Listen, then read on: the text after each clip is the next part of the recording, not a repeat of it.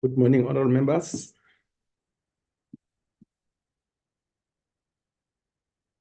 Good morning. Morning. Let's hope connectivity is not going to.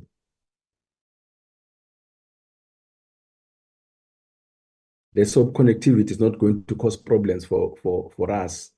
Remember yesterday we were really struggling, but let's see how far we go. The time is already 8 o'clock.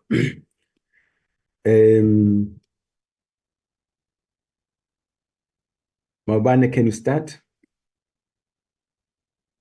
Yes, good morning, Chair. We can start, Chair. Okay, thank you.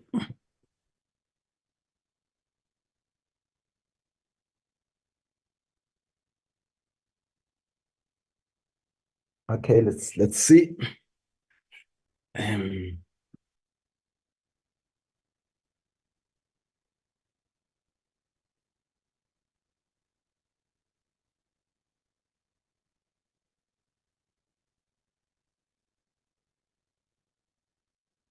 Thank you, honorable members, honorable co-chair, honorable Mahlangu, honorable members from the Standing Committee on Appropriations and Select Committee on Appropriations.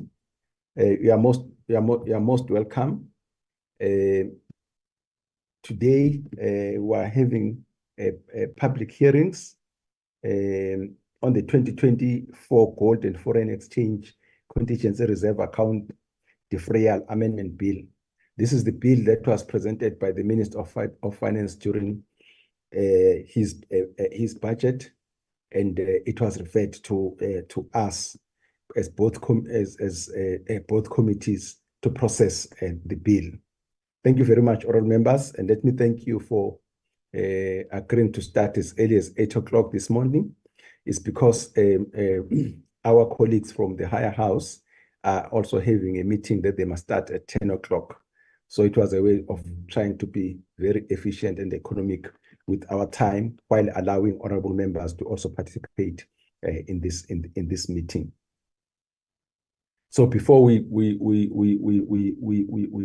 proceed, let me check with you, Mabane. Do we have any apologies?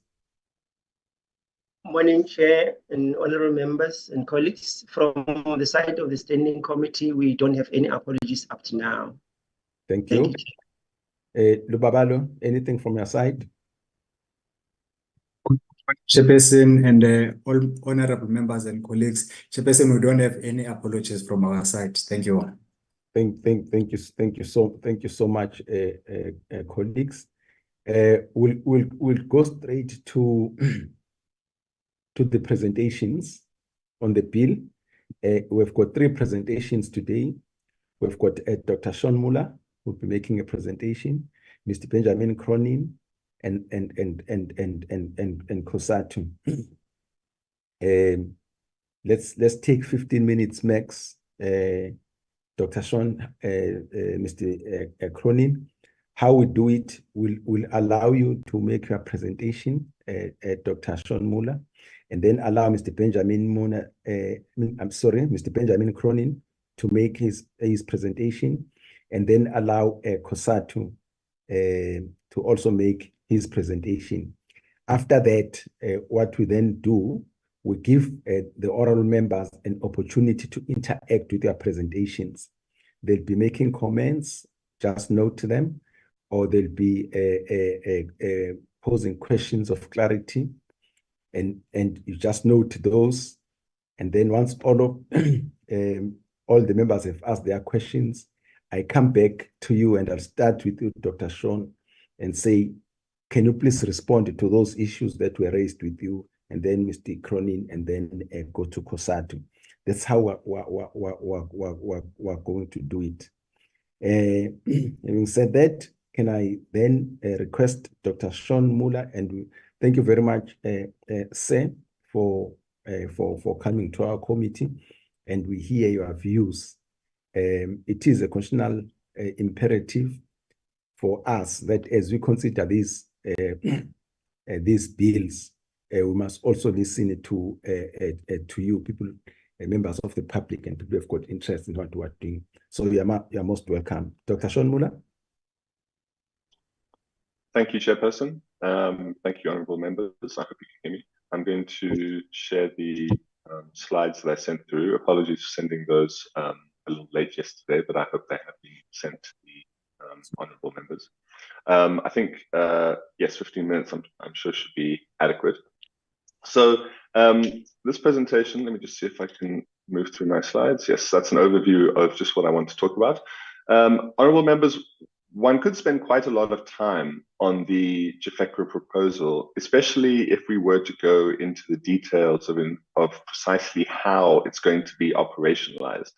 The bill itself obviously presents a legal modification in order to facilitate what is actually a substantive policy decision.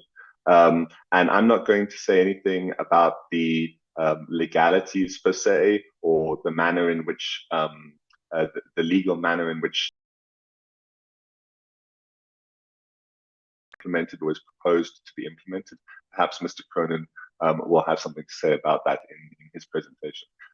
But from the perspective of an economist, if I don't know how many of the honourable members would have had an opportunity to look at the explanatory document that was published and was jointly authored by the Treasury and the SARB. The details of how this is actually going to be implemented are quite technical, quite lengthy, and some aspects could be contested. There could have been alternative approaches taken. I'm not going to go into any detail about that in this presentation, but I just want to flag that it is something that could have been discussed and arguably should have been discussed somewhere within Parliament. Maybe not the Appropriations committees, maybe the Finance committees, maybe a joint sitting of both. And I'll get to some of these procedural aspects. So the sort of crux of my presentation, the first part is going to be, I'm going to talk about just some general comments on what's happening, a procedural concern in relation to how this is being processed in the context of the Money Bills Act procedures, and then some concerns about how this idea has appeared in the public domain, in the fiscal policy domain. I guess one could also say in the monetary policy domain, but primarily in the fiscal policy domain, and how it's now being processed in a very short period of time. So let me get onto that. I have this preliminary slide that I've started including in my presentations in Parliament, and probably would also in provincial legislatures. I think it is important that I think many members are aware of this. So in some sense, it's a case of preaching to the choir, but nevertheless, there are others who observe these interactions between the legislature and members of the public or officials, and are not necessarily aware of certain kinds of issues. I present to the legislature in my personal capacity as an economist, as somebody who's worked on fiscal policy. So essentially as somebody who has expertise in these areas and is concerned with the public interest, nothing more, nothing less. I have no particular funders who have interests in these matters. So I'm essentially completely independent. So let's get on to the matter at hand. The purpose of this proposed amendment bill, very clearly, if you look at the budget review, it very clearly indicates that the primary Defrayment proposal is to draw down, and I use inverted commas because it's not that simple in practice, but to draw down 150 billion rand from this Defrayment account and use that to, in this particular case, the proposal is to use that to reduce the public sector borrowing requirement over the medium term, with the biggest change happening or proposed to happen in 2024-25. The reason why I keep correcting myself and saying proposed to happen is, of course, because I do think it's extremely important to remember and remind all those involved that ultimately none of these decisions can be taken without the approval of Parliament. So Treasury is making proposals, the Reserve Bank is a collaborator in some of those proposals, but none of them can actually be implemented without the approval of Parliament. So the particular use that's being proposed is something that itself could be debated. In this case, the proposal is to use it to reduce the public sector borrowing requirement. There are good arguments that can be made for that purpose. But nevertheless, given the size of the magnitude, fiscal magnitude of this proposal, 150 billion rand over the medium term, and most notably 100 billion in the current fiscal year, it seems like this is something that should have been the subject of far greater discussion and consultation in advance of the budget proposals. Most notably, honourable members, especially this will be, it may be especially striking for the members of the Appropriation Committee, is that you'll be well aware that the Treasury has proposed quite large cuts to expenditure, including key work creation schemes like the EPWP and CWP, and I'll return to your committee in due course when you call for submissions on the Appropriations Bill around those. And the question would then be, well, why are cuts being implemented to certain key areas when there is this extra 100 billion rand available from Defrayment in the manner proposed by the Treasury and the SARB? And that's a very substantive fiscal question, and it's not, as far as I've seen, really being debated in great detail. So the one is, should money be taken from Defrayment account? And then the other is, if it is going to be taken, how should it be used, right? So these are two separate questions. So to get to the procedural issues, and some honourable members will know that I have been quite involved in some of the parliamentary discussions around the Money Bills Act. I made submissions when the last amendments to the Act happened back in 2017, 2018. And one of the concerns I raised there was the timing of the processing of revenue proposals. Now, that might not seem relevant to our current discussion, but it is.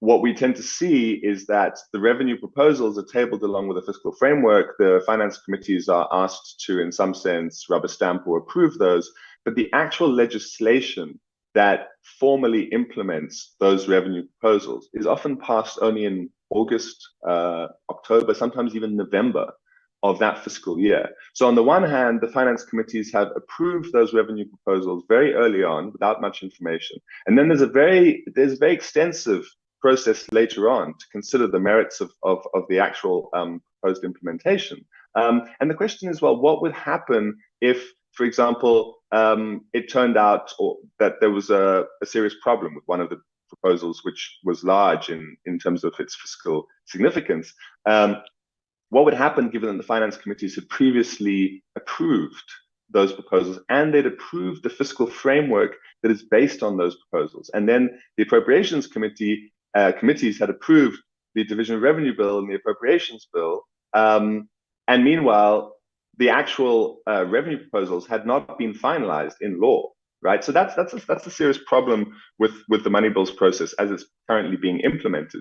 Now, why do I mention that in this particular context? Well, in this particular context, what has happened is that the finance committees have been asked to consider the fiscal framework.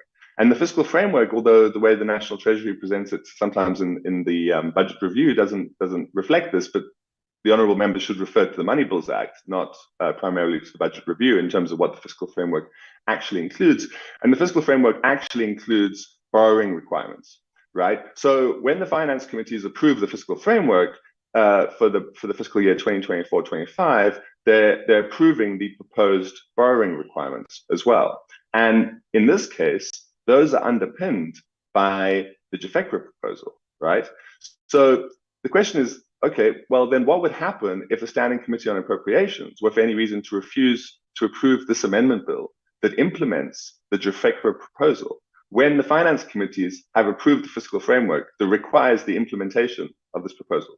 So to get to the crux of the point, honourable members, from a procedural point of view, what I'm saying is that this should have been processed at the same time as the fiscal framework in order for one committee, group of committees' decisions not to bind another committee. I mean, legally, whether it's binding or not, I'm not entirely sure, but procedurally, it would appear to be. So anyway, this is something that is, I think the last time something like this came before Parliament, I went back and looked at the records, it was about 2003. So it has been a long time. I'm not allocating any blame to, in this regard, but it is a concern, because then it also raises concerns as to whether, at least from some perspectives, this might be seen as a rubber stamping process, because it's inevitable that the appropriations committees must approve this if the fiscal framework is going to proceed as it's been proposed. Okay, so that's a procedural matter. A sort of different procedural matter. I'm not going to spend much time on these articles, The one on the right doesn't quite show the point that I would like as clearly as I would have wanted to. But there's sort of two versions of the story of how the Jafekra idea came into the public domain last year. And the one is that it emerged from the IEJ, a so-called think tank. And the other is that it came from some London-based analysts, some academics, and some based at a hedge fund or investment fund. But you know, so the notion that it came from the IEJ I find quite unlikely, because the IEJ is quite limited technical capacity and expertise, and I haven't seen any indication of very unusual ideas emerging from there. The UK-based researchers published a working paper. So the IEJ just published a press statement, and I think an op-ed. The UK-based researchers published a working paper in November, and working papers tend to take a little longer to write than press statements. So one might think that they came up with the idea first. But in their working paper, they acknowledged consultations with an advisor to the governor and another individual who's based at Standard Bank but holds an appointment at a SARB-funded think tank called URSA. So this raises the question as to where the idea really emanated from. It seems highly unlikely it emanated from two different sources at exactly the same time, when for 20 years this issue has not really been ventilated. I find that highly unlikely. What we also know is that SARB had a policy conference in August last year, and this issue, to my knowledge, was not discussed. I looked at the agenda. It's not officially on the agenda. So yeah, there are unaddressed questions as to where this idea came from. And that does matter to the extent that, for example, it might have come from within the SARB. The question might be, why was this not ventilated in domestic fora? Why has it only come to Parliament now, in the context where essentially committees are, it would seem, expected to rubber stamp this with relatively little consultation? And when I say consultation, of course, one appreciates these public hearings, but there hasn't been much consultation between the committees and the SARB and the committees in the Treasury on this specific issue. And given its novelty in recent times, and given the extent of the proposal, one would have hoped to see consultation prior to this proposal being tabled, within also the very tight timelines for budget oversight given in the Money Bills Act. So here's some of the key questions that I've just listed. What was the involvement of SARB officials or advisors in generating the Jafekra idea? And why was that not done within the relevant structures in the public forum in South Africa? If the Treasury and the Reserve Bank now accept that the so-called surplus built up in this account was excessive, why was that allowed to happen in the first place? There's a document from, I think the document that I mentioned, which says that these reserves have built up over 2 decades. Now, we have some, quite powerful and highly paid officials in these two institutions who are responsible for oversight of these kinds of things. Why did it take an idea supposedly generated by a think tank with little capacity or a couple of random investment analysts overseas to put this into the public domain in South Africa? What have these officials been doing? Have they not been paying attention to the reserves accumulating into this, in this account, and the benefits it could have to the country from drawing down, so-called, on those reserves? That also links to the issue of timing. We're coming up to an election. I raised concerns in this regard last year when the Treasury proposed to cut the social relief of distress grant immediately before the elections. I said that was very concerning. In public economics, we typically worry about incumbents spending inappropriately. They might also engage in inappropriate monetary policy if they have control over those levers. And that's, of course, something to watch out for. What we're seeing in the current context is that, for some reason, the incumbents, or at least the National Treasury and Minister of Finance that serve them, are engaging in arguably unnecessary expenditure cuts immediately before the election and other kinds of decisions. And the interesting thing about the Jafekra transaction then, in the context of that, the elections and the timing, so this idea emerges seemingly out of nowhere shortly before the elections. And as I note, the proposal is not to use the funds to prevent these quite harmful budget cuts. And one might say maybe some of the budget cuts are related to efficiency. It's a bit hard to tell from the details, but some of them are clearly harmful. If you're cutting 50,000 work opportunities from the community work program, that's clearly a bad thing. And yet, this extra resource is not being used to offset that. It's being used to reduce the public sector borrowing requirement and seemingly create fiscal space after the elections. And that strikes one as a little bit strange. So it raises the question as to whether this is actually politically driven fiscal decision-making, but without the politics being made obvious. Of course, it's entirely appropriate for political decisions to be made in Parliament. That's where political decisions, to some extent, are supposed to be made. But some of this is being put forward as a set of technical proposals, whereas in reality, they clearly have political content that's not really being ventilated. I think this last slide really just talks to that. I don't think I need to talk through it, and I'm going to the end of my 15 minutes. I'm happy to take further questions from members during the appropriate time. Thank you.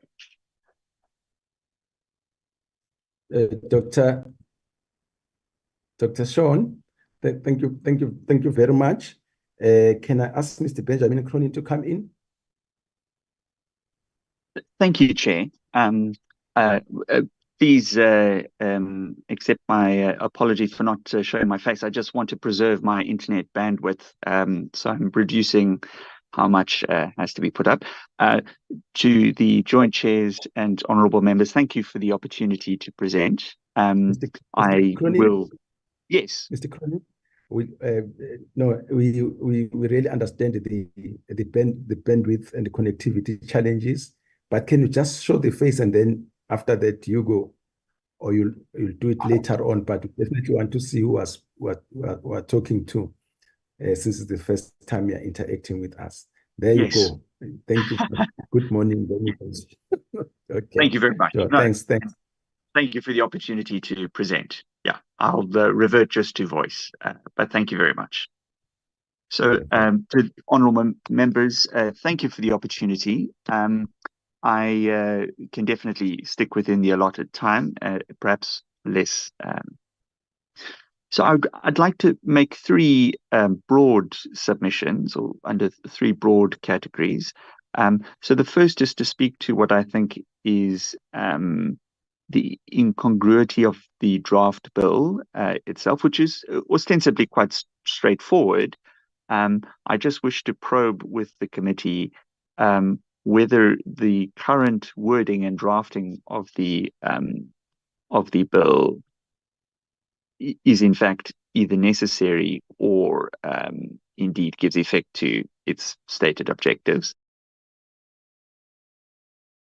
I concur and would support many of the important statements that Dr. Muller made in his submission earlier, principally that Parliament, and the work of this joint committee is particularly important. Fiscal legislation accounts for a substantial amount of legislation passed through Parliament, and the budget process at its heart is lawmaking. So I concur with those statements. And the final comment, was broader submission I'd like to make, following on from what Dr. Muller had said just a moment ago, and relating exactly to the policy of, or the stated intention of cutting spending, is to invite the committee to interrogate whether this bill, as part of a tranche of bills, is actually in fact equipping the parliamentary process. I note that Dr. Muller eloquently spoke about the timelines and the procedure, but also at the level of substance. So the crux of my written submission, and this is the first point I'd like to make, is that this is a very brief, so it's a 3 subsection draft bill to amend a 2003 Act.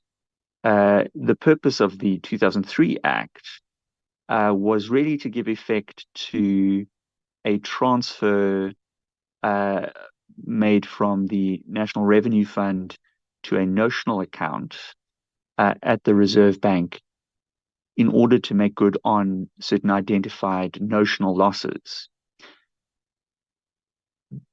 The unsettling thing about the draft bill presented to Parliament now is that in the act of crediting, in other words, moving money notional from the notional JEFRA account to the National Revenue Fund now, Parliament is being asked really after that, because all that is required under Section 28 of the South African Reserve Bank is an agreement between the Reserve Bank and National Treasury. What Parliament is actually being asked to do now is, in a future financial year, to undertake in legislation to grant the Reserve Bank a direct charge. In other words, this bill envisages money flowing in the other direction. And what I'd like to invite the committee to interrogate is the purpose of this bill in its current draft form, because it is not to facilitate an appropriation, actually, in effect. It is to enact a direct charge to equip the Reserve Bank to make a direct claim against the National Revenue Fund. And it's not to make good a loss, because that right already exists under Section 28 of the Reserve Bank Act. And so I would humbly submit that in its current form, it's of negligible value, the bill, but also it raises an open-ended question. If the Reserve Bank already is entitled to a direct charge, which I would submit, generally speaking, I think it is, even though the framing and wording of Section 28 is somewhat outdated in the constitutional era of the Reserve Bank Act. But so its purpose seems unclear and problematic. The second broader submission I'd like to make is, and I completely agree with the thrust of what Dr. Muller was saying, in that I think that this is dealing with an operational question, right? An appropriation passed by Parliament at the end of the day has to be in the parameters of how the National Treasury frames the budget process financed. And that's an operational question. And I think it's quite right of Dr. Muller to identify the stated objective in the explanatory document published by National Treasury, which indicates that it would be to essentially to reduce the quantum of government treasuries issued. Now, I think this is again something that democratically should be discussed by Parliament. And I think that this is the opportunity that we've been given, but I think the committee perhaps needs to ponder whether in looking at this piece of draft legislation, which, as I say, goes in the other direction, doesn't interrogate from National Treasury whether Parliament is itself not being adequately equipped to answer questions about, frankly, austerity. And I'd like to remind the committee that Parliament, like the rest of state, bears a responsibility to meet general state obligations under the Constitution. And the actual cuts being envisaged, not just in the current budget, but over the last several years, are having material impacts on government services. And yeah, so in conclusion, I think this draft bill is ostensibly a simple thing. I think, though, in law, it's questionable what its purpose is in its current framing.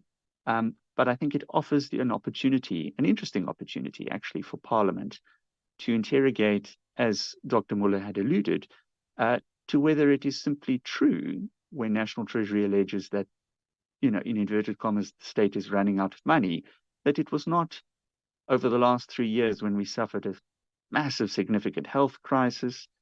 We've incurred substantial cuts to social services across the board. And only in the wake of this is an easily available, identified pool of additional funding made available even for public discussion. So I certainly agree with those submissions. In the interest of opening the floor to questions, I'm prepared to stop at that point. Thank you so much.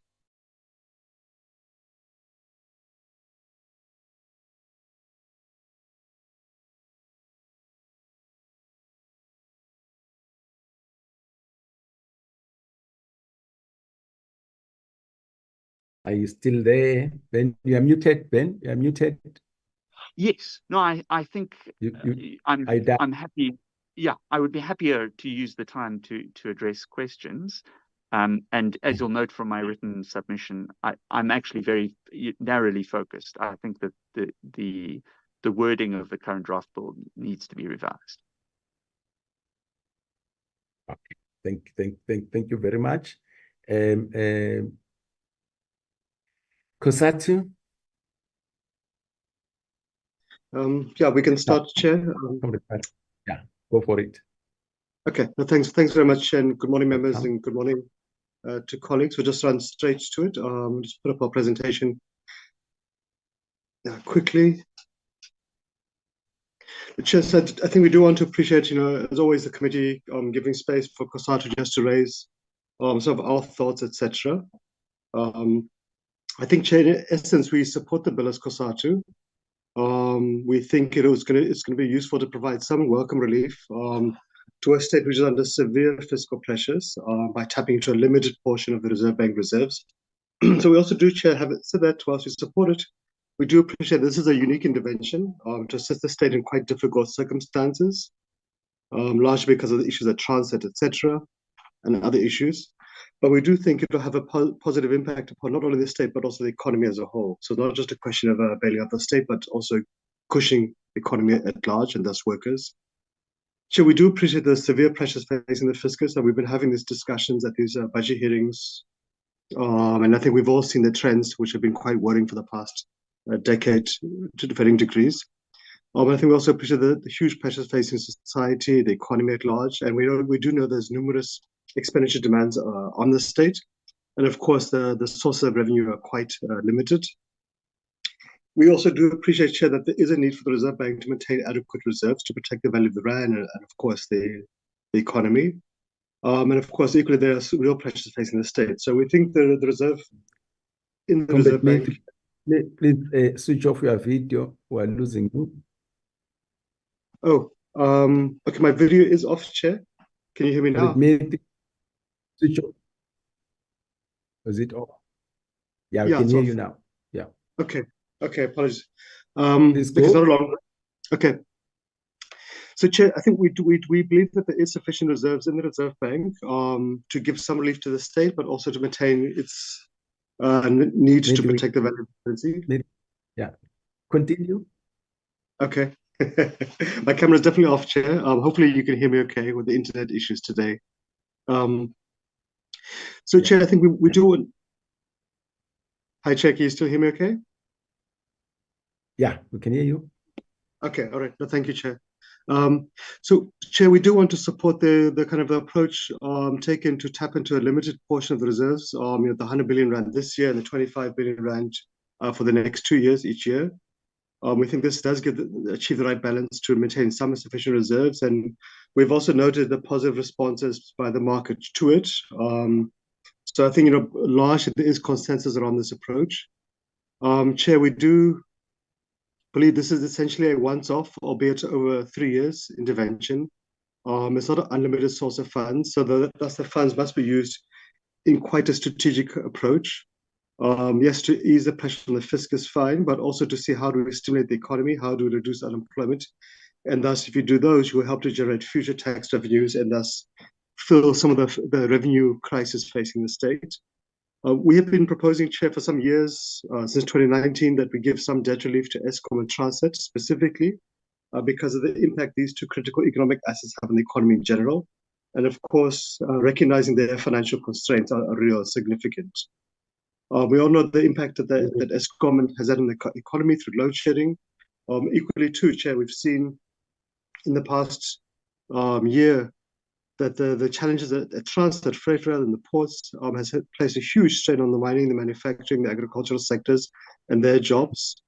We've seen many mine workers in real danger of losing their jobs through retrenchments, many factory workers in the clothing industry too, under severe pressure, agriculture as well.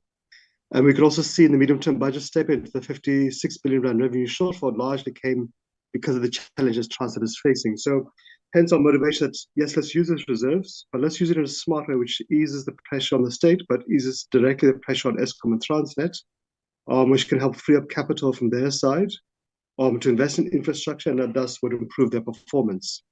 And of course, this isn't a consumption expenditure, this is basically having a positive impact on all sectors of the economy, but especially your mining, your manufacturing, agricultural sectors. This would, from workers' point of view, help save jobs. We've already seen a potential 34,000 mining jobs being at risk. It also helped to boost the economy and thus also generate revenue for the state, whether it's company or income tax or VAT, etc. And of course, the state has revenue, it's able to fulfill its obligations. So I propose in essence, Chair, that let's use this 150 billion rand relief to assist Eskom, to assist Transnet in the debt burdens. Obviously, it must be contingent upon them implementing the turnaround plans, etc. The days of endless bailouts obviously are over. Chair, I think we do also want to say that this isn't a slush fund. We support the kind of common sense approach by government on how this money can be used strategically to ease the fiscal pressures, but also to critically to grow the economy, to save jobs. And of course, the size of relief from the reserves in future won't always be available, won't always be at this level. So really it must be used in a manner which helps to grow the economy and thus create revenue streams for the state in the longer term. So we do think the discussion is a useful discussion. It doesn't mean it has to end today per se, but it's a useful discussion to have. So what are the appropriate levels of reserves that the Reserve Bank requires? How could they be used in future to help grow the economy? And we've all been discussing whether it's COSATU or the ANC, or I think other political parties too. I'm sure the EFF, I'm sure even the DA, but all had some thoughts around, is it not time for us to establish a sovereign wealth fund? I definitely from the ANC side, this has been an issue for some time. One should be looking at the models of Norway, of the United Arab Emirates, of Singapore, etc. We've used it quite strategically, where we could take, for example, some of the future reserves, or excess reserves rather, from the Reserve Bank account, place it in a sovereign wealth fund of sorts, or even task the PIC to invest it. But let's see how we could use those kind of reserves or generated revenue in future to ease not just the pressure on the fiscus, but also see how can we invest in infrastructure, how can we help grow the economy, invest in the manufacturing sectors, etc. So this could be a useful start of a discussion, which have been, I think, collectively we've been kicking the can down the road for quite some time. But I think, Chair, it's positive that the reserves have grown substantially in the past, decade or two. But we should be seeing how can we use the growth in future for smart developmental purposes. Yes, it's to ease the pressure on the state, but it could also help it to achieve its developmental mandate. And it could also help lessen the burdens of society, especially the working class. So, Chair, I think basically our proposal is one is let's have this discussion on the appropriate level reserves and the future usage. Let's also see if we can't, even in the 7th Parliament, kickstart a discussion about the Sovereign Wealth Fund and perhaps even to draft legislation. We shouldn't be just simply deferring forever and a day. It might start very small, that's fine, but eventually over time it will grow, just like the PIC has grown substantially over the past few decades. So I think, Chair, in conclusion, and I'm hoping you could have heard me, there wasn't too much internet challenges, but we welcome this bill, we support its passage. We do think the approach by government is a pragmatic and a sober approach, and we do hope we'll use this opportunity to have that discussion on establishing a sovereign wealth fund and its funding mechanism. So let me stop there, Chair, and hopefully the internet didn't cause too much havoc. Thanks, Chair. Thank you so much, COSATU, Comrade Parks, for your presentation. Honourable members, while we are still having our connectivity, let me see who would like to interact with the presentations. And just to say, honourable members, as you know, and you are good in that, let's avoid long-winded interventions. There are 2 committees, and the select committee must still go to its meeting at 10. But let's not do that at the expense of quality of your questions and input. I'm just saying, let's take cognizance of the fact that the other committee must still go and meet. Let's see. Can I see by the show of hands, all members would like to come in? I'm waiting, honourable members. Matafa.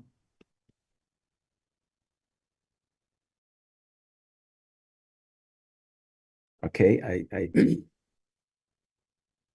it's Matafa, it's Honourable Ockham, Honourable Matafa, Honourable Ockham. It's Okay, let me see.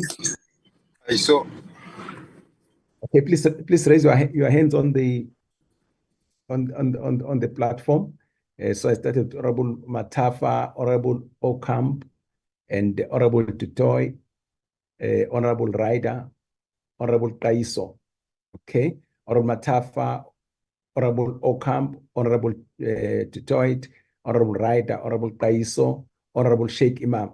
Honorable members, if I get cut, you know who you are following. Let me start.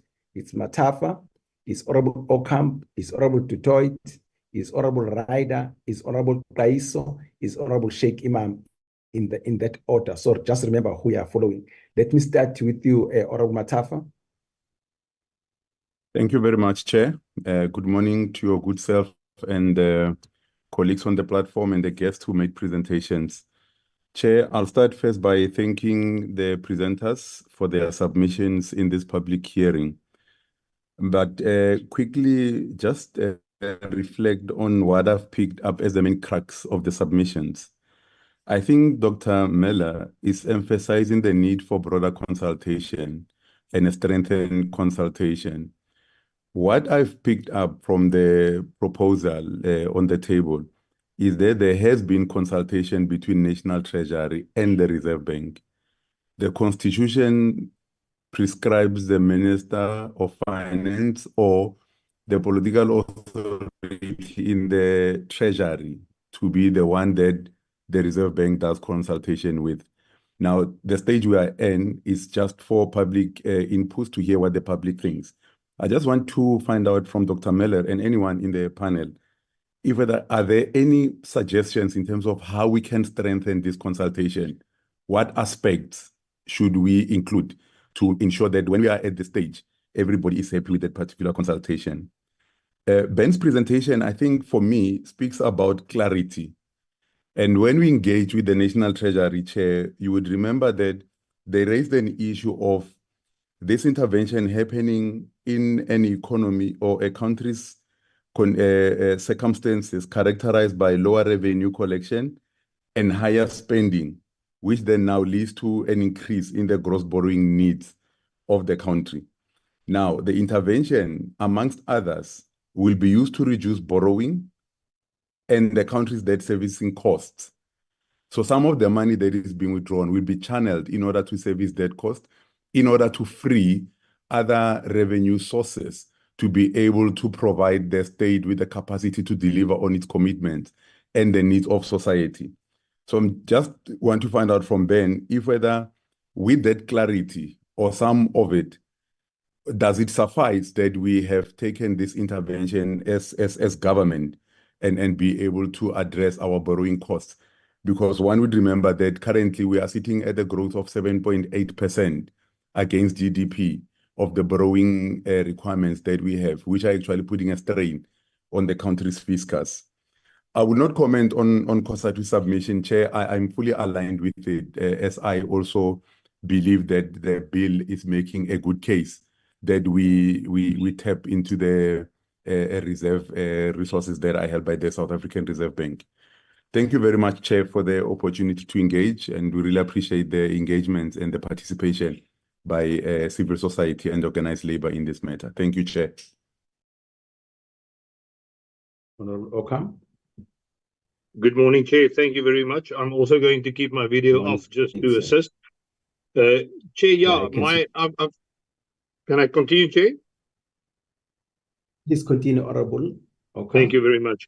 Chair, yeah, I've got a few questions, and I would like maybe all three of the presenters to just react on that. Firstly, with regards to the independence of the Reserve Bank, we saw that Standard & Poor's as well as Fitch came out and said that this can be a threat to the independence of the Reserve Bank, and that we are using money that came in, basically paper money that came in to pay for expenses. Now, the big question here is, when we saw a few years ago that we had a windfall due to the commodity prices, we all warned that that must not be seen as a long-term solution to our problems, because we know that it is a thing that only happens on the short term, and we warned that that money, it's a little bit like a piggy bank getting built up, and it should not be wasted and just accepted that it will carry on. That money filtered through the system. Now we are seeing that we're taking this 150 billion out of the gold reserves. What will happen if this also just filtered through the system? Surely there must be proper rules that is attached here to. So my question to all three, the presenters, is what rules would they like to see getting attached to the transfer of this amount? Firstly. Secondly, Chairperson, if you, one of the people of Standard & Poor's and Fitch said that the government is getting unrealized profits from the Reserve Bank, and that might politicize it. And we are prioritizing fiscal requirements above that of the broader monetary economic stability. And I think that is a big warning that must come to everybody. And again, what can be done to minimize the risk that we sit with, as they've been described by these rating agencies?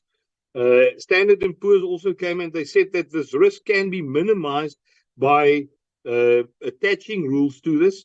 So I would like to get the opinion of all three the representatives on that. Chair, for now, that is basically it. I just also would like to make the statement that once the piggy bank is broken, it's very, very difficult to fix it. You might use Bostik or something, but everybody can see that that piggy bank is broken, and we should not delve into our reserves to cover for expenditures that should have been covered by good governance. We know that I'm not going to go into all the reasons why we need this, but we know that there's a lot of reasons that could have been prevented if good governance took place. It would not have been necessary to do this. Thank you very much, Chairperson.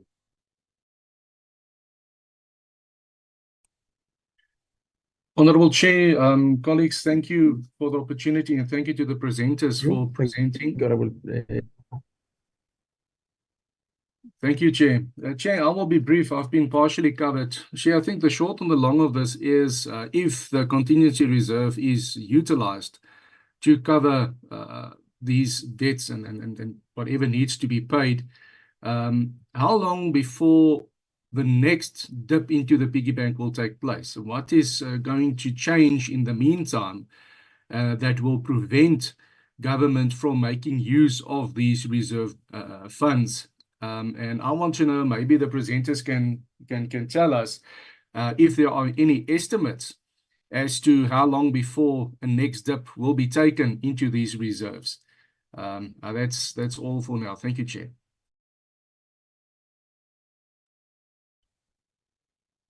Thank you, Chair. I believe I'm next. Morning, everybody. Thanks for the presentations. I'll be very brief. Look, this bill deals with one leg of a two-legged transaction. But I just want to pick up on Dr. Miller's point that I don't believe that parliamentarians certainly are up to speed with exactly how the monetization or the realization of this in the economy is going to be achieved. And I believe that there needs to be certainly a little bit more discussion from Treasury and probably the Reserve Bank as well to chat to us about how that's going to take place. But what I'd like to ask specifically, if any modeling has been done by any of the presenters, which is going to show the inflationary impact of specifically this 100 billion, and what the long-term impacts are going to be, perhaps unforeseen results of this capitalization. But let's try and make them foreseen. What can you tell us on that? Thank you.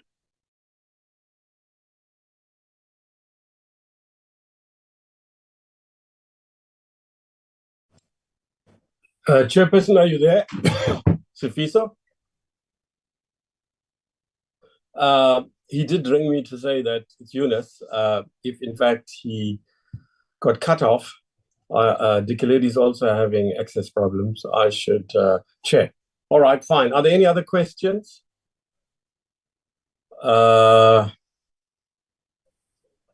Can you help me, Lubabalo? Is anybody left out? Honorable Kaiso. Yes, as I think. Kaiso, yeah. Yes. No, thank Please you go very ahead. much. Thank you very much, Chair. And also, I want to welcome the presentation made by various stakeholders in this meeting. But first, I want to be brief. I think I'll be brief, Chair. I think Honorable Matafa had covered me on the aspect of, some suggestions which perhaps the second last presenter there it made in as far as, I don't know where does the originality comes in there, but the reality is there had to be intervention and utilization of those reserve, so there wasn't no any way I'm trying to think aloud that the country would have done other than to see where can be an intervention be made. So it should not appear as something that is, causing a lot of, harm to other people, because it is a country that faces the situation of the economic downturn, if I may put it. So in order to address this, the crisis the economy is facing, it is one measure that I think the utilization of these reserves would intervene. So I don't understand where the issue of politicization comes in here.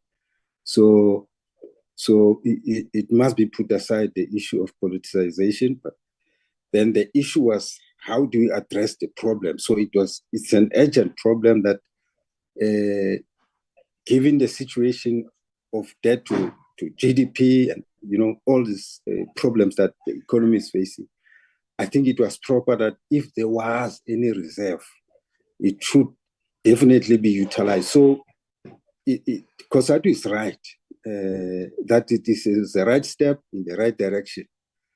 So perhaps in the future, what we need to strengthen is identifying, it should be an area that is, strictly, supervised in such a way that it's not going to be used for, just general use, but really for very difficult situations, such as this one that is the economy is facing. So it's urgent.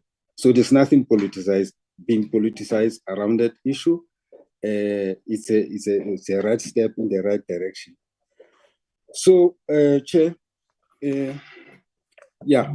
So I don't know whether, Kossatu, do you have particular suggestions on the further utilization of the reserve or not? But otherwise, I'm really aligned on the proposals made by Kossatu. Thank you very much, Chair. Okay, Sheikh Imam. Thank you, Chair. Thank you very much. And yeah, thank you very much for all those presentations. I think there were some very pertinent and important questions that were raised, or concerns. One is the time frame, which many of our committees have raised time and time again. What was the purpose of all this exercise? If decisions have already been made, is this a tick box exercise? Given the fact that no matter, the time frame that we have does not allow you time and opportunity to intervene and take a informed decision as to whether we are going in the right direction or not. And more importantly, when these discussions took place, when these decisions were taken, what role does Parliament play? Or is it that the executive has too much of power in the country, that we have to just rubber stamp some of these things, decisions that are taken? So I think that's one of the very serious concerns. And of course, it then boils on to the very important question that we've had this amount in reserves. We have high debt service cost in the country. Why did we not utilize this timeously so that we could reduce the debt service cost, which is running into hundreds of billions of rands? So that's the next question. Now, the third thing, and very important, is this not, in my view, and I'd like all of them to respond to this, Chairperson, is this not another form of just borrowing? As far as I'm concerned, we are just depleting the cash reserves we've got. And depleting, that means you're running towards a fiscal cliff, which is going to have devastating effects on the economy. Now, every year, without fail, Chairperson, we've been raising the concerns of the debt to GDP that has been rising every year for the last 10 years at least. And I don't think it's being taken seriously. Do you not think, colleagues, that we're not addressing the real root cause of why we are where we are, rather than just borrowing in one or the other? Now, I'm not going to agree with COSATU when they say that monies are not being borrowed for consumption. A large percentage of the borrowings is going towards consumption in the country. There's no doubt about it. And is it not the case that if we continue while we want to protect jobs and the economy collapses, then of course the entire employment market is also going to collapse? Is that not a matter that we should really be concerned about? Then I think the issue is, remember, in my understanding, and you can correct me, Chairperson, if I'm wrong, this is not even being used to reduce the debt burden that we currently have. This is being used to a very large extent to reduce borrowing. And you heard what the Minister of Finance said, that we want to reduce borrowing, not cut off borrowing, reduce borrowing. But let me give you a good example, Chairperson. 40%, this is what it is estimated in South Africa by supply chain under Treasury, 40% on goods and services in this country is lost because you don't get value for money. Now, that is running into hundreds of billions of rand. Don't you think we have, and I want everybody to answer this, Chairperson, don't you think we should put other measures in place than rather depleting this?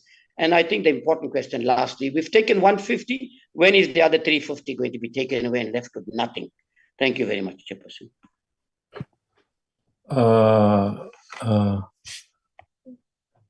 Kwankwa? I'm still honorable, Chair. Honorable indeed. Yeah, well, you know how I chair, but it's fine. Okay, this is not. I'm teasing, Yeah. Chair. You can call me What? Eunice. It's no big deal. That's my name. No, I'm teasing, Chair. I'm teasing. I'm cool. Didn't even realize. Call me Eunice. Oh, It's no fine. wonder we have COSATU here. You are here. All the friends of the left are here today. And where do you belong? It's not with us. But leave that aside. Chairperson.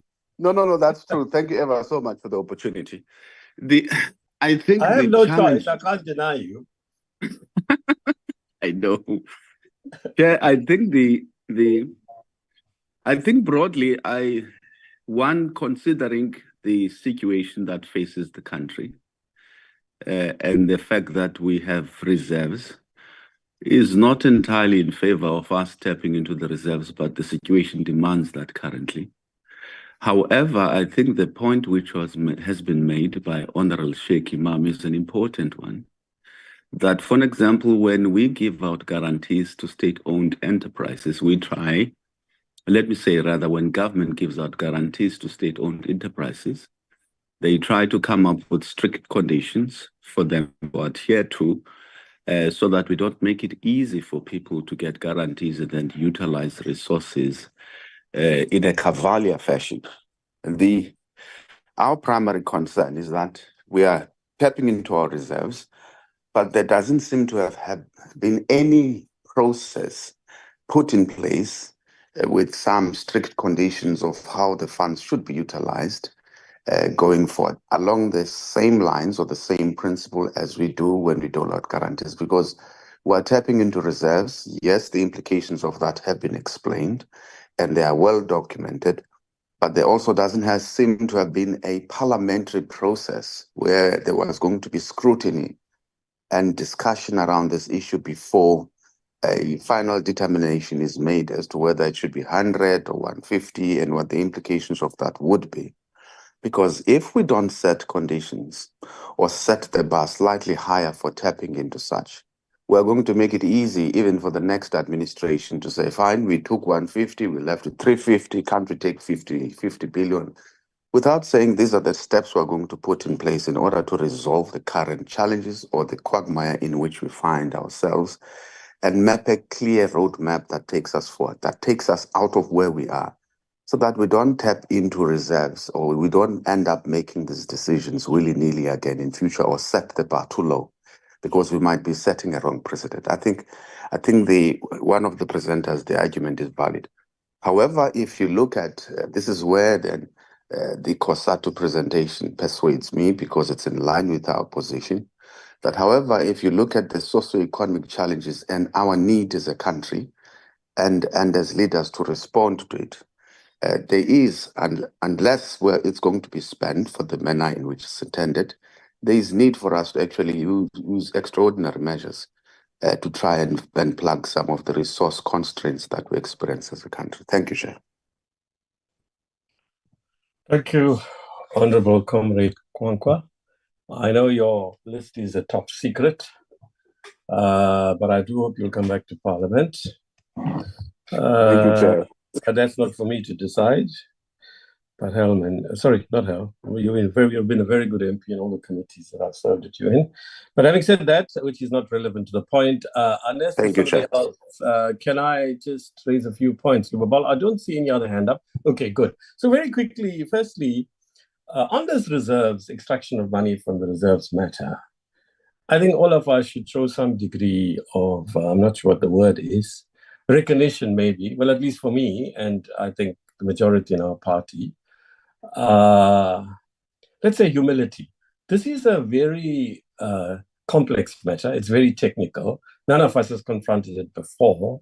I would suggest that all of us should be a bit cautious about making sweeping statements. We don't fully understand the technical and other meaning of this. So it does not need to polarize the debate. I think some of you are teetering towards saying that there's no need to polarize it.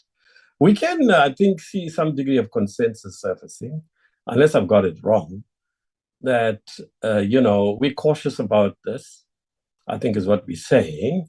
And we're saying, presumably, that we want to have a say on this matter. Now, nothing stops us from doing that in our report. Some of you have said that there should be strict criteria.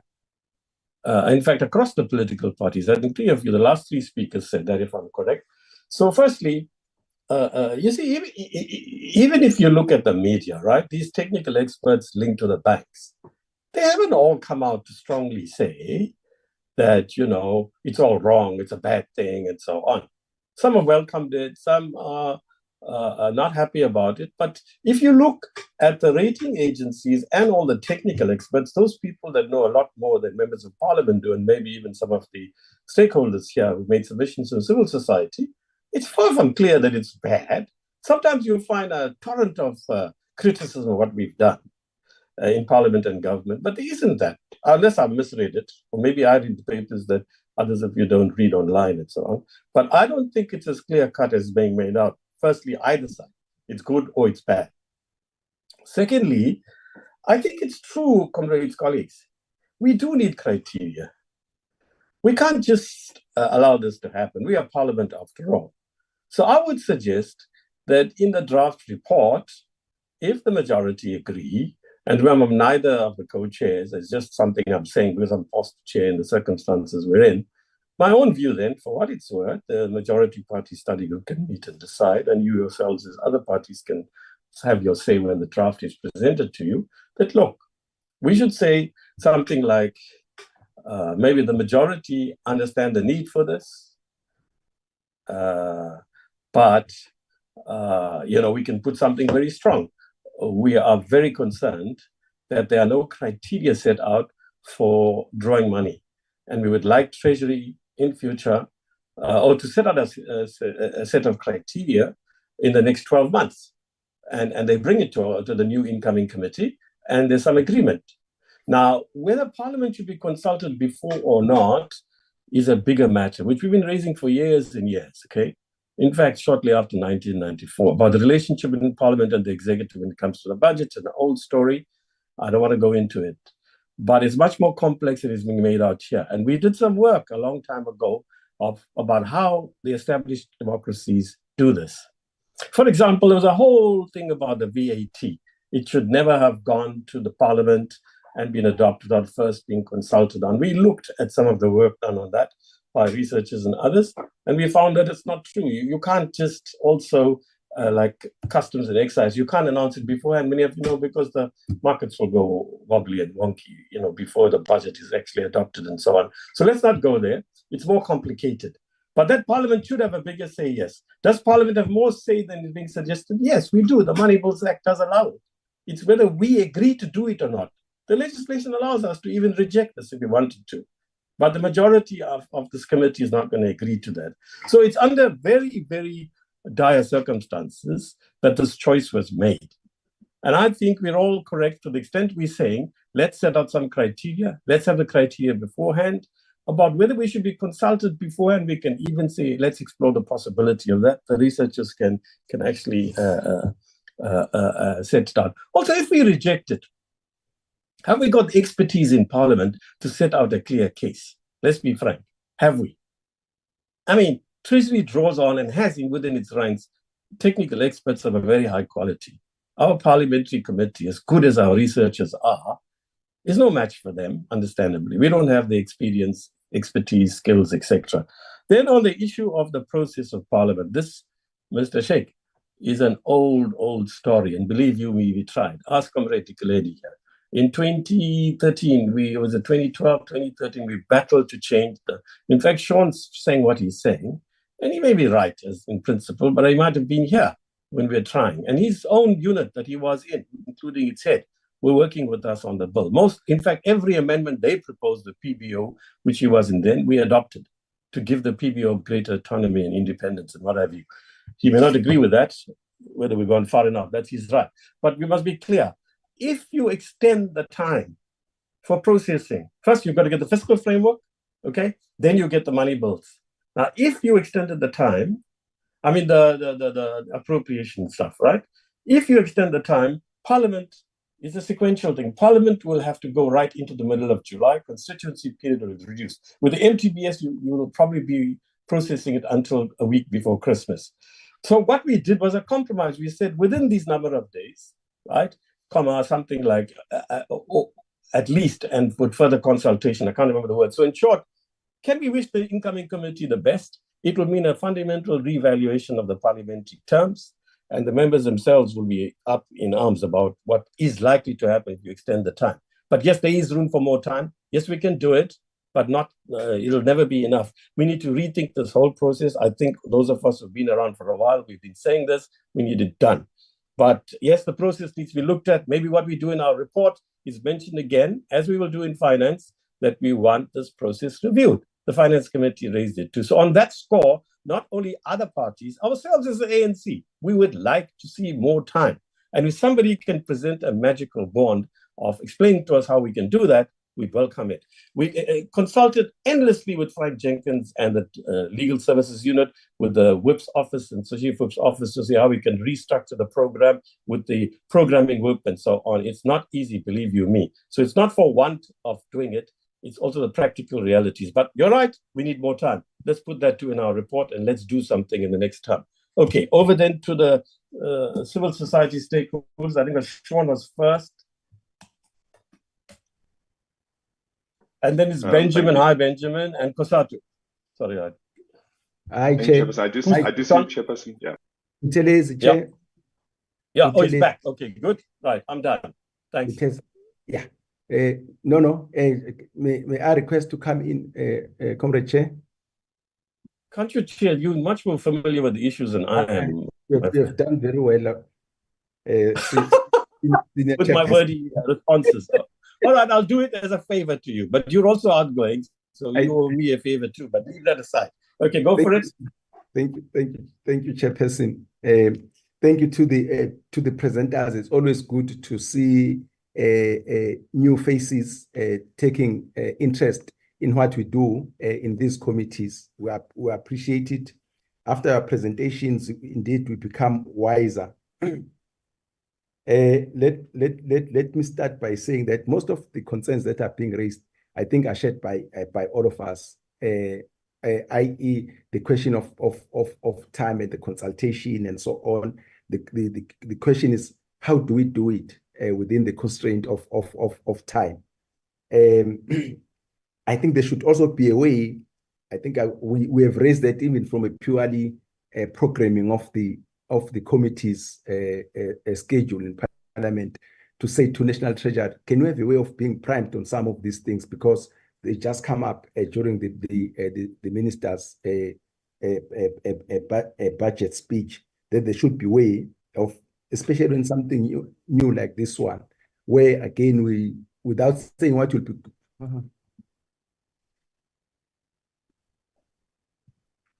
You were cut off the comrade. Can you hear me now? Yeah, we can hear you now. The last bit, the very last bit. No, yeah, I was saying there should be a way where, without the minister saying that I'll be bringing this and so on, when you know that something like this is new, we come first, and then you take through the members of the committees to say, here are the implications and so on and so forth. I think the coming committees should find a way of doing that. And again, Chairperson, I can't agree more with the oral members who are saying that this should not be a blank check. There should be some criteria which discuss this thing and so on, because it's not something which we do on a usual, on a normal running of budget. It's a once-off. So when it happens, there should be a way of saying this is the criteria, even the conditions under which it should be considered.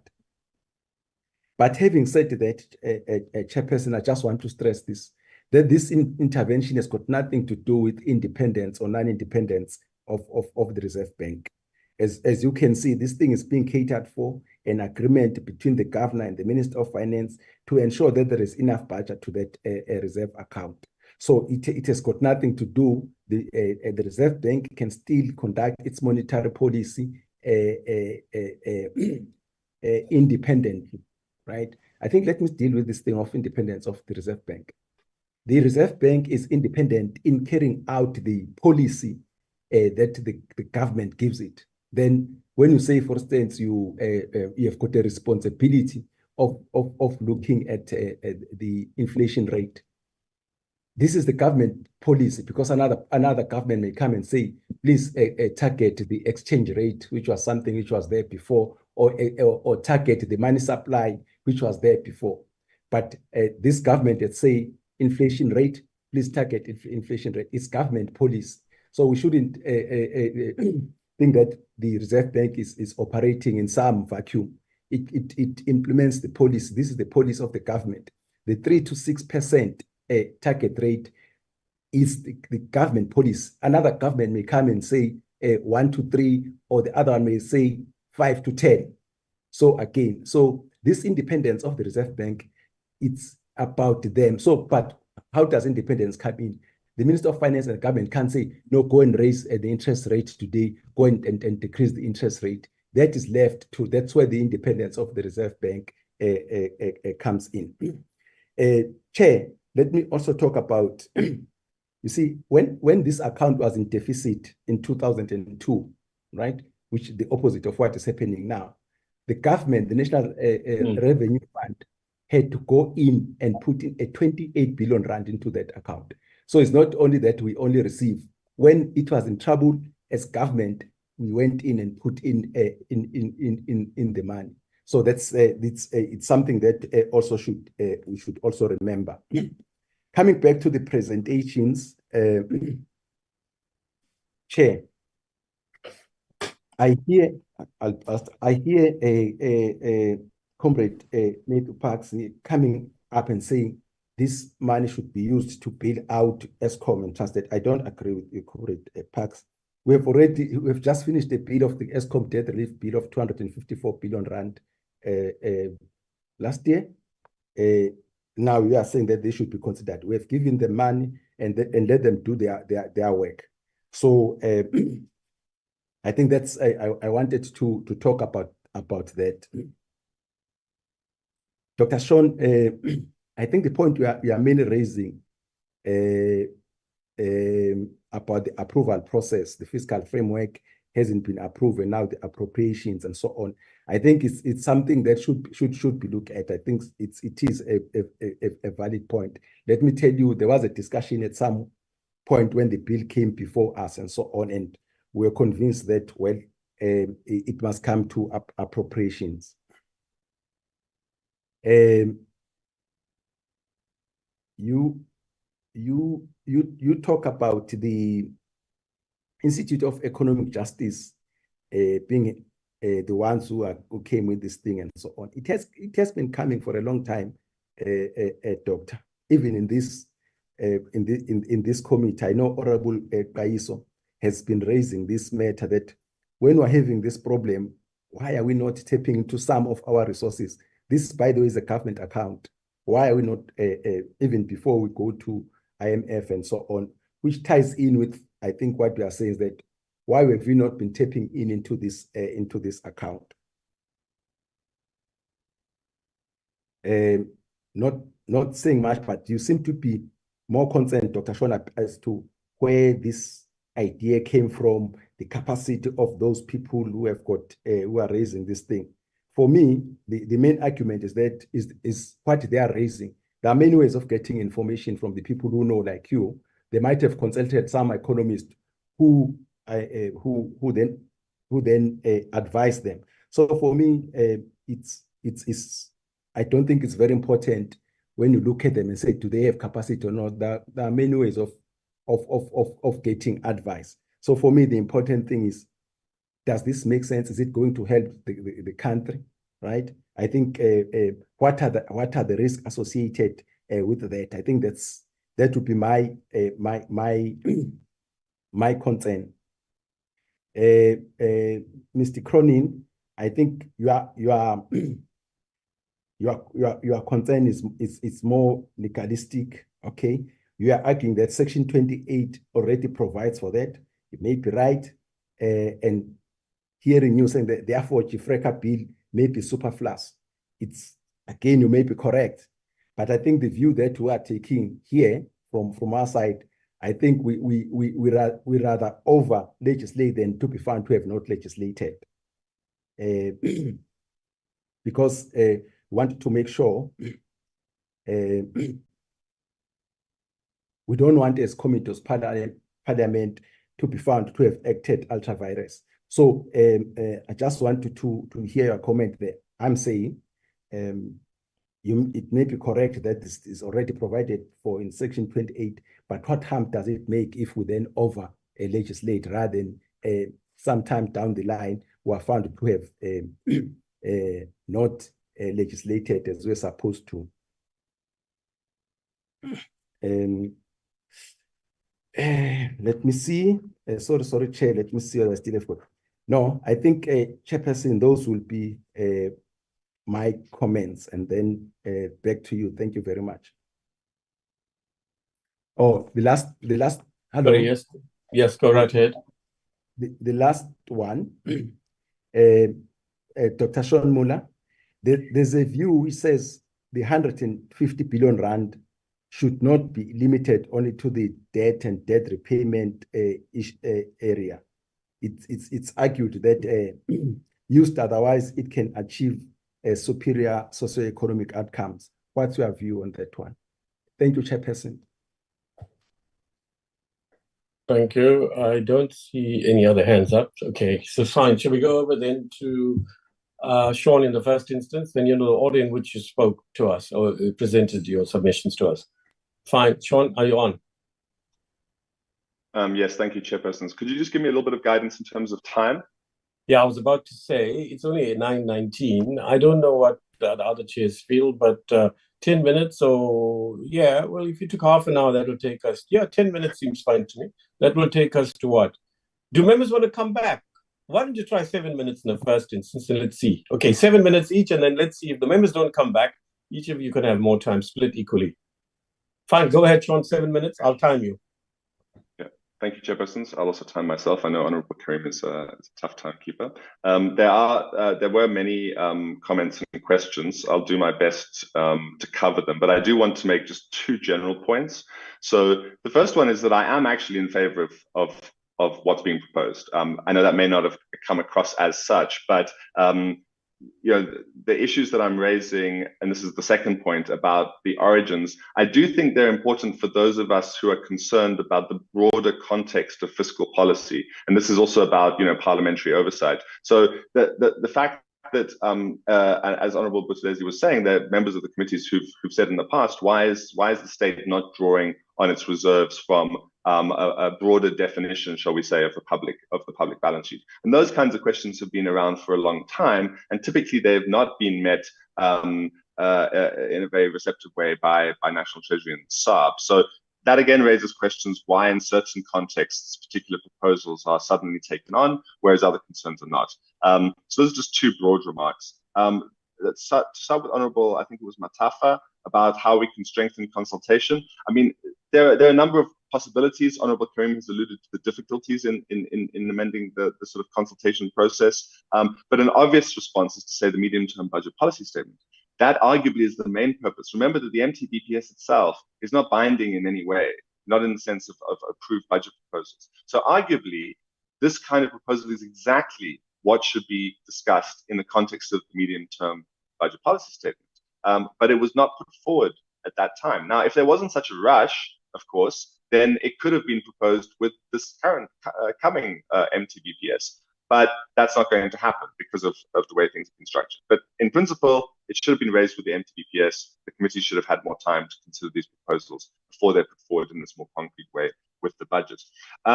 Questions about the independence of the SARB. I mean, I don't think that this in any way compromises the independence of the SARB. I mean, there have, of course, been questions in the democratic era about the status of the SARB.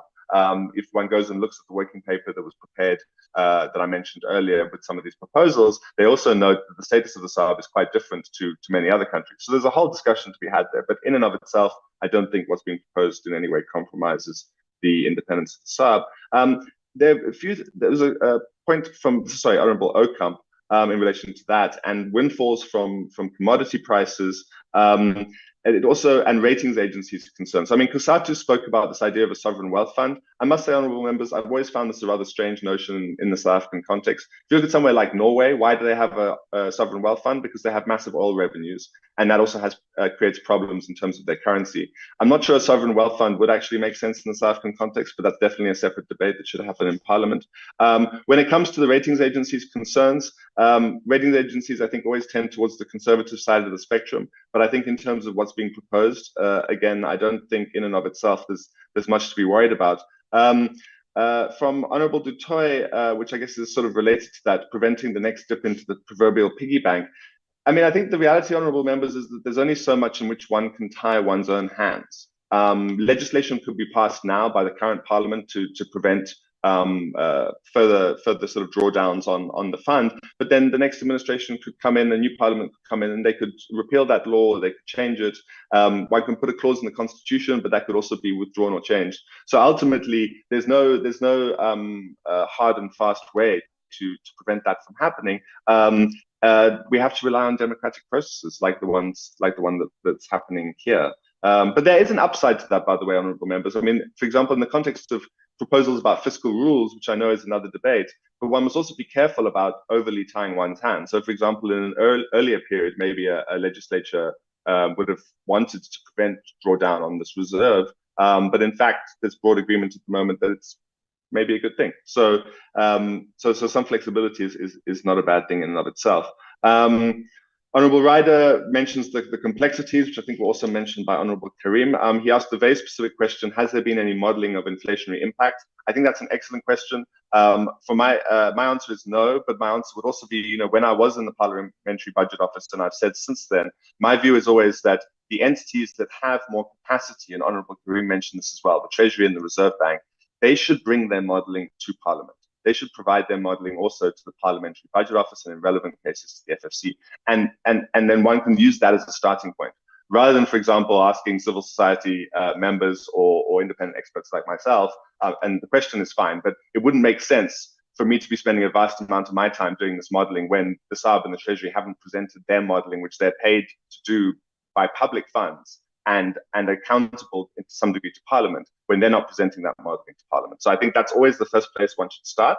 And if other stakeholders do find the resources to do such modeling, then they should. But I think it's a great question. And it links to questions also from some other members, maybe which weren't so direct, about how SARB and Treasury are proposing to sort of split these funds and the thresholds. I think Honourable Kwankwa mentioned that as well. The threshold issue is actually very important. It should be a key part of this discussion. Even if one agrees with the overall structure of what's being proposed, why a 250 billion rand buffer, for example? Where's the modeling behind that? I haven't seen any modeling behind that. I'm sure SARB has its reasons. Got a minute and a half, yeah. Thank you, Chairperson. Yeah, I'm sure SARB has its reasons, but those haven't been, I would say, adequately elaborated. Honourable Kaiso said issues of politicization should be put aside. I mean, I broadly agree, but I do hold to my concerns about how this idea came about and why at this particular time, which also relates to the point made by Honourable Buthelezi towards the end. Honourable Sheikh Imam made a number of points about rubber stamping and timing. I tend to agree with those. And the more substantive point I would say is why not use this earlier? So if there are these benefits to reducing the overall borrowing requirements and costs, why not do it earlier? And again, that links to the question of how the idea suddenly came about and why there's this sudden rush to implement it.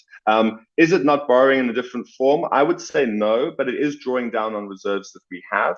I think there's a good argument to be made for that, but it should have some beneficial effects for the country over the medium to long run. Honourable Kwankwa raised concerns about, again, this issue of the parliamentary process, about the amounts and the future usages. I agree with both of those points, especially in relation to the thresholds. Honourable Karim and I might be on have slightly different views, but I think broadly on the same page in relation to the proposals. And I would certainly agree on the technical complexity, but again, ultimately, it's the responsibility of these entities to explain that to members of Parliament, who are the public representatives that have to approve this. And then in terms of, finally, sorry, if I may just have a little bit longer, Honourable Karim, in terms of the questions from Honourable Buthelezi, my own view is that it would make sense for some of the planned expenditure reductions to be reduced on the basis of the amount that's been drawn from the JFECRA.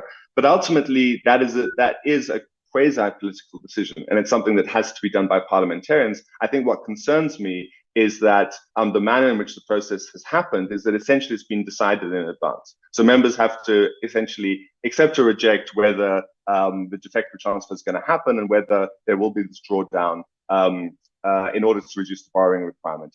But there are two questions. And the one is, should this money be taken from the JFECRA so-called surplus? And second, how should it be used? And ideally, much more time would have been spent on both of those aspects. Thank you so much for the questions. All right, next is Benjamin. Thank you, Chair. Yeah, I will strictly adhere to your time limit. So I think just as a headline and a response to Honourable Member Butelezi's question, a very straightforward question, what is the harm of the present draft bill? And I think it requires just reverting back to what Honourable Member Ryder had referred to. He described it as two parts of one transaction, whereas I would characterize this as a second, somewhat irrelevant transaction to what is broadly being described as the first transaction. And let me just clarify that.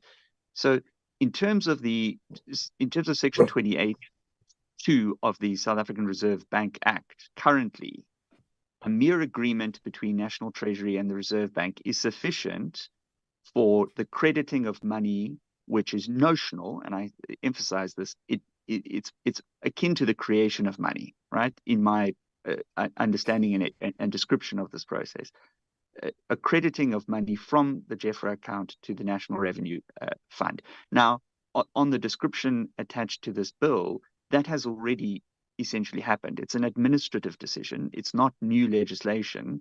So that decision has effectively already taken place. What we are looking at is a draft piece of legislation which envisages money traveling the other direction.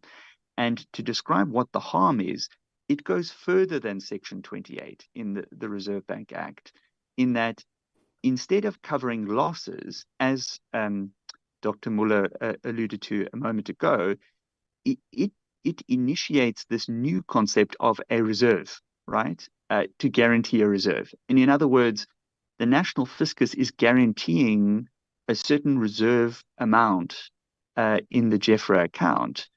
So this draft bill is not enhancing the budget.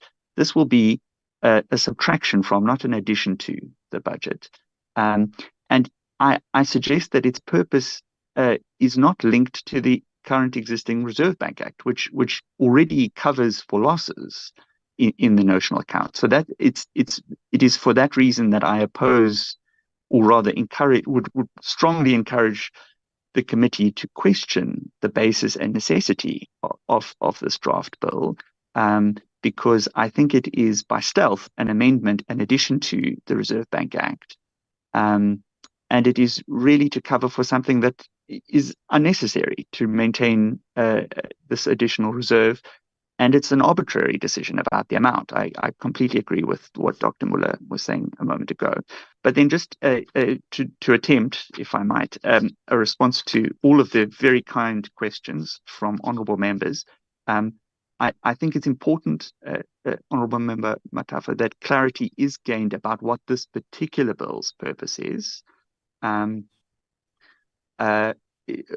Member Okamp asked what would happen and if there were rules to be considered about the use of what, and this is, I again stress, an administrative decision. The correct, I think, provision to look at, if members are so inclined, is actually Section 28 of the Reserve Bank Act, which makes it an administrative decision and not a legislative process. Because I think the way to understand this is it's an operational decision. In other words, appropriations are lawmaking. There should be no question about that. That is a parliamentary discretion. And once an appropriation is passed, how that, in inverted commas, is financed down the line is essentially an operational decision implemented by National Treasury and the Reserve Bank. And this is an example of that in terms of a statute, right? It's an administrative decision. I think that in part addresses Honourable Member du Toit and Honourable Member Ryder's questions. I have reservations about this discussion about a fiscal cliff and concerns about the potential limits of, inverted commas, this notional reserve. I think it's important. I think this is a fascinating moment in which it readily becomes apparent that the allegation that South Africa is running short of financial resources and that the public sector can't spend through appropriations has been brought into sharp focus. In other words, this is an entirely notional, paper-based transaction. Obviously, there are complexities in that it relates to how reserve accounts are managed in the Reserve Bank, but also through the commercial banking sector. But I think the question to ask ourselves as a society, but also as honourable members in National Parliament, is it the case that we can continue to accept a narrative presented by National Treasury that there are highly constrained, that the current presented financial constraints really are as described, when such a large reserve is to be maintained in this account in the Reserve Bank. How it is used, I think democratic decisions should obviously be applied. But what I essentially want to, the primary thrust of what I would like to submit to the committee, and it's very specifically about the intended purpose of this draft bill. I understand there's a large number of other policy considerations, but I'd like to suggest that it is harmful in that the current wording of the draft. Benjamin, you have 1 minute, eh? Thank you. No, I'll strictly adhere to that. Thank you, Chair. Is that it intends not to enlarge the national fiscus. It actually will sit as a direct charge against National Treasury's account. And what it is doing is it is enlarging the claim available to the National Revenue, to the Reserve Bank against the National Revenue Fund, not to cover losses, right, which are already indemnified, but to maintain an arbitrarily determined reserve. And I think that that should be interrogated. Thank you so much for the opportunity. Thank you. Next, please, Kosatu, Matthew. Be a good self and stick within the time. Don't let your record down. It's a Guinness Book of Record. Okay, sorry to intimidate you. No, thanks, Chair. The peasants of Mongolia will agree with you, Chair. We must behave. But Chair, I think, look, this is a good discussion to have. Obviously we have a bill before us, and we support its passage as Kosatu because it's going to assist in easing the state to fulfill a variety of very difficult competing demands. Chair, look, we have confidence in the discussion that took place between the Reserve Bank and Treasury. We don't have any reason really to think they didn't do a proper due diligence, that they haven't found the right balance between assisting the state but also maintaining adequate reserves. Chair, I think Honorable Kaiso is right. If we didn't do this, what were the alternatives? And we think we'd be in serious trouble if we didn't do it. I think we already got a bit of a wake-up call in the November medium-term budget statement when we looked at the revenue shortfall. And I don't think we had much of a choice. But Chair, I think we do agree with all members who've said there should be some criteria. We shouldn't be using this as some sort of piggy bank to going down a slippery slope. And of course, you must deal with the fundamental pressures facing the fiscus, facing the economy, etc. But Chair, we do think it's useful to have this debate on a couple of fronts. One is, what is the appropriate Reserve Bank account levels? What is the right amount? Is it 500 billion rand? Is it 250 billion rand? What is the right amount? Because clearly, I think, as Dr. Muller said, collectively, we haven't really paid much attention to this. Yes, there's been some discussions every now and then, but not to the extent we should have given attention to it. But we should have a discussion about what is the future usage for it, the surplus amounts. So we think a sovereign wealth fund is not a thing that we'll achieve tomorrow. But we should begin a discussion. We should begin a roadmap on it. We have discussed this collectively many, many times. At least I'm confident this is the ANC stance. And there are good examples internationally. But I think the point is, Chair, is that the state's revenue source really right now is through a variety of taxes. That's about it. So that's fine, but there are pressures. You won't resolve that overnight. But if we're able to have the state, like the PIC has done, investing in the economy, so one, it boosts economic productivity, etc., but also generates a return on investments to the state as well. May want to avoid areas of conflict of interest, that's fine. But I think the Norwegian model sets a positive thing that in the longer term, we're able to grow the revenue for the state, we're able to boost the economic growth of the country, set positive social transformation agendas, etc., but also ease the pressure on workers. And Chair, you recall some years ago, we had the state-owned significant shares in Vodacom. We sold those about, I think, 15, 14 years ago. But the point is we should have some revenue for the state. Chair, I think from us, we don't see it as Honorable Ockham has flagged a threat to the Reserve Bank independence. I think the Constitution is clear. And I think there has been thoughtful discussion around it. But obviously, nothing is guaranteed in life. But we do think it's fine. Chair, I think our proposal, our thoughts really is that, and we could be wrong, but I say that this would largely be assisting the state to meet some obligations, like, for example, the existing debt relief obligations. So we hadn't, as Honorable Shenge, the Chair, was saying, additional relief for Eskom. But we thought this should be used in a smart way, not towards consumption growth, because it's not a replenishing asset, but it's a once-off boost.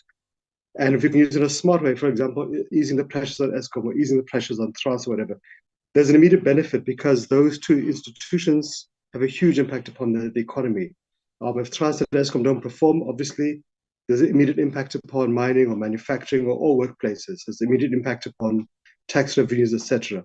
So we do think use this, I don't want to say windfall, but this additional support, it can have a really beneficial effect to everybody, from workers to businesses to the revenue to the economy, etc. Chair, just in terms of Honorable Imam, look, I think the frustration Honorable Imam raises, sure, that's part of the budget cycle frustrations.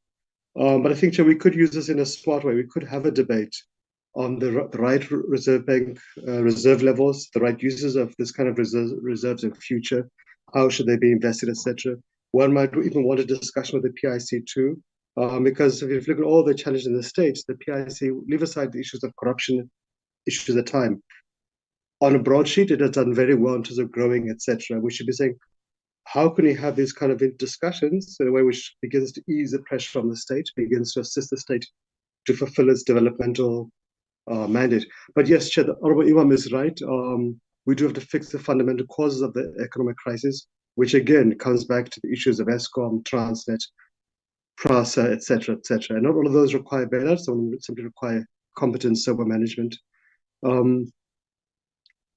Chair, I think most members have raised largely the same issues. But I think, Chair, we agree with the point you have raised, Honorable Karim, about the criteria. It shouldn't simply be a blank check. Shouldn't be just simply be to cover mismanagement, etc. But I think, Chair, let me stop there. I think I've covered most members and hopefully I've stuck to the time, Chair. Thanks very much. We owe you a minute and a half. Before I hand back to the chair of the Standing Committee on Appropriations, Committee chairs and colleagues, should we, you see, what Sean is saying is, I think, a very good proposal. He's saying, why wasn't this introduced at the MTBPS? Because the MTBPS is not like binding, it's not rigid. And I think that's a good point. Now, I don't know what all the meaning of that is, practical and other, and politically. But can we look into that, Chairperson? You and Comrade Dikeledi, I don't know how it's done, will oversee the draft report. But we should look into saying that we would like in future this matter, were it to happen again, this issue to be put into the MTBPS one. We tried that with the VAT. Something prompted that thought in me. If I remember correctly, we asked them, why couldn't you have introduced the VAT as a concept, at least, in MTBPS? I think the answer they gave us, I don't know. I think Sifisa, I'm not sure whether you were in the committee at the time, or Dikeledi was certainly there. I think they said it's like the customs and excise thing. You can't actually say it beforehand because of what businesses would do and customers would do, right? If they have this dread that there's going to be a VAT increase. So I don't think this qualifies in that sense. So it can be done. That's a very useful point. Then on the criteria, ideally, Chairperson, I think we should set the criteria. It's for Parliament, if we can summon the capacity and look for independent experts and so on, and tell them, look, these are among the criteria. Or if we can't do it, they must do it, bring it to us, but we should be prepared. We should be prepared with our own set of criteria. That will help. But these are things, Chairperson, you will process before we vote on the report. Thank you. I'm handing back to you, Comrade. Thank you so much, our senior chairperson, for coming in and holding the fort. It couldn't have been. There's no such concept, but I won't argue it. It couldn't have been chaired by a better person. Thank you so much, Honorable Chair, Honorable Mahlangu. Thank you very much. I think let's definitely. I also agree that there's no harm in introducing this type of things during MTBPS. I think we should have done that. It's definitely going to appear in our report. What we are also going to do, Advocate Mula and Mr. Cronin, Dr. Mula and Mr. Cronin, would like a National Treasury to present a written response to what some of the things that we have raised, especially about the necessity of the bill and so on. Would like to hear that, and Darren and Lubabalo must also ask Advocate Jenkins just to respond to the members and give some guidance. But as I said in my presentation, Mr. Cronin, that we rather be safe than sorry and overregulate from where we are seated now. But again, we'd just like to hear them what they have to say about this. Honorable members from both houses, I think this is our last joint sitting, and therefore I'm taking this opportunity to thank all of you the way we have conducted and held our joint meetings. They've helped us to be economic with time, but again, they've helped this committee of ours to also get to hear what you think, honorable members, from the select committee. We really appreciate it. Chair Eunice and Mahlangu and honorable members and everybody on the platform, what is very clear, I always say, sometimes we delve so much on the things that we don't agree on. There's no disagreement in us saying that we need economic growth. I'm not sure whether we all agree about the inclusive part, but we're doing that. We need that. We all agree that there is a question of I see honorable writing now. We're rushing against time.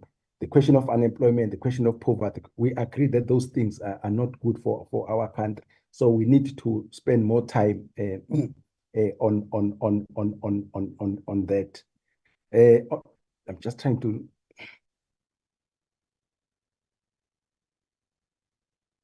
Yeah, we agree. So we need to concentrate on that. And obviously, there'll always be differences as to how we achieve these things in the nature of democracy. And again, I thank the support staff from our secretaries, to the researchers, everybody who support our committees. We are very much grateful. Our meetings have been very